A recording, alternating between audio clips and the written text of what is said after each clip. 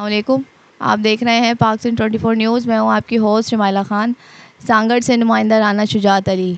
मुल्क के दीगर इलाकों की तरह सांगड़ में भी तहरीक लब्बैक की जानिब से बढ़ती हुई महंगाई और बेरोज़गारी के ख़िलाफ़ एक पुरअमन एहतजाजी रैली का इनेकाद किया गया, जिसमें कसीर तादाद में अवाम ने शिरकत की। शुरका ने एहतजाजी बैनर्स और प्ले कार्ड्स उठा रखे थे। रैली जामा मस्जिद चौक से बरामद हुई और प्रेस क्लब के सामने इख्तिताम पजीर हुई। रैली से खिताब करते हुए उलमा इकराम ने मौजूदा हुकूमत की जानिब से की जाने वाली महंगाई की शदीद अल्फाज में मज़म्मत की और मुतालबा किया कि हुक्मरान अपने शाहाना अखराजात कंट्रोल करे और आवाम पर महंगाई के बोझ को समेटे।